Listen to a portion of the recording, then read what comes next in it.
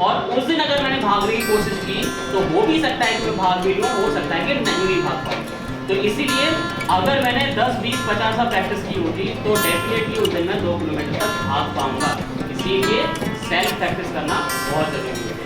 My name is Rupam Sharma and I secured 97% in class 10 CBSE board 2024। मैंने ये सफलता केवल एक ही मेरा मूल मंत्र था कि केवल और केवल क्वेश्चन प्रैक्टिस करो।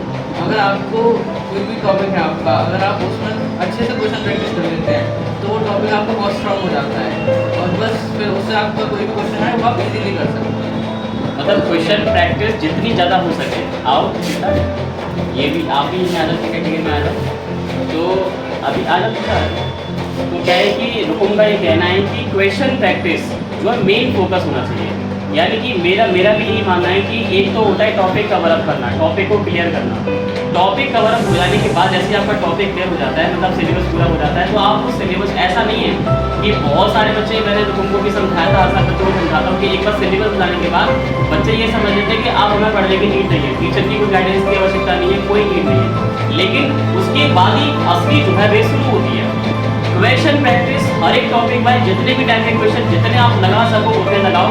और PYQs का क्राइटेरिया और NCERT का क्राइटेरिया फर्स्ट होता है, यानी कि प्रीवियस ईयर क्वेश्चन जितने भी आ रखे हैं पहले उन सबको करो। और सेकंड क्राइटेरिया NCERT को 11th 12th के लिए मैं प्रेफर करता हूँ। 10th बहुत हद तक 10th के लिए बहुत सारी हेल्प बुक है हमारे पास, लेकिन अगर हम 12th की बात करते हैं तो 12th में NCERT बेस फैक्टर आ जाता है, तो उसके क्वेश्चन लगाओ आपको।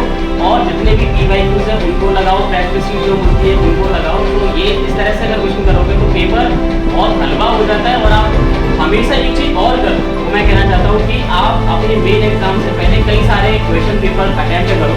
पेपर 2-3 घंटे का प्रैक्टिस सेट लगाओ, उसे भी लगाओ, जहाँ कोचिंग इंस्टीट्यूट है वहाँ से दिए गए उनको भी लगाओ, ताकि एनालिसिस हो सके कि क्या हम वो 3 घंटे में कर पाएंगे कि नहीं कर पाएंगे रियल। जैसे कि मान लो मुझे लग रहा है कि मेरी स्ट्रेंथ है कि मैं यहाँ से 2 किलोमीटर तक भाग सकता हूँ, मुझे लगता है, फील होता है कि मैं भाग सकता हूँ, लेकिन मैंने कभी भाग के नहीं देखा कि भाग पाऊंगा या नहीं भाग पाऊंगा। लेकिन अगर मैं यही इंतजार करता रहूँ कि उस दिन मेरी रेस है और उस दिन मेरे को भागना है 2 किलोमीटर, और उस दिन अगर मैंने भागने की कोशिश की तो हो भी सकता है कि मैं भाग भी लूँ, हो सकता है कि नहीं भी भाग पाऊँ। तो इसीलिए अगर मैंने 10, 20, 50 साल प्रैक्टिस की होती तो डेफिनेटली उस दिन मैं 2 किलोमीटर तक भाग पाऊंगा।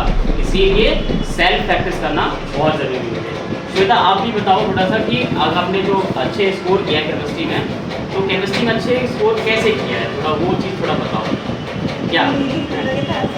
हाँ बताओ, कोई नहीं है, बताओ, शेयर करो कैसे स्कोर आपने अच्छा किया है, क्या इसके पीछे रहा, तो बताओ। ये जूनियर्स आपके बैठे हुए भाई हैं, नहीं बताओ, कोई दिक्कत नहीं। 2 दिन पढ़ाई करी नहीं, ये इनकी बात से मैं थोड़ा सहमत नहीं हूँ। मैंने इनको पढ़ाया है तो मुझे पता है। 2 दिन तो पढ़ाई नहीं की है, मतलब कई महीने तक उन्होंने वो टेस्ट सीरीज करी है, प्रैक्टिस रिवीजन किया है, तो उसमें भी इन्होंने बहुत अच्छा स्कोर किया है। मतलब हमेशा ऐसा नहीं है कि DPT दी गई या क्वेश्चन दिए गए तो उन्होंने नहीं लगाए, डाउट सारे इनके करते के साथ साथ किए, ऐसा नहीं है। इनको लग रहा होगा कि बिफोर एग्जाम ना 2 दिन पहले हो सकता है कि कोई रिवीजन किया हो तो एक माइंड में पॉइंट हो, लेकिन बहरहाल इन्होंने भी बहुत अच्छी मतलब सारे बच्चों ने मेहनत की है। लेकिन ये वही है जो एक गैप आ जाता है, वे गैप वो वाला होता है कि प्रैक्टिस वाला होता है। कौन कितनी मेहनत से कितनी ज़्यादा प्रैक्टिस करता है ना, ये वही बस प्ले होता है, और यही एक डिफरेंस शुरू से आ जाता है। कभी भी ये मत समझो कि अभी क्या है, अभी तो एग्जाम की स्टार्टिंग है, कर लेंगे बाद में कर लेंगे, 6 महीने बाद कर लेंगे, जुलाई से कर लेंगे, 10 से, जिस दिन से शुरू होगी उसी दिन से करो, ठीक है बेटा। So congrats to all of you for the best.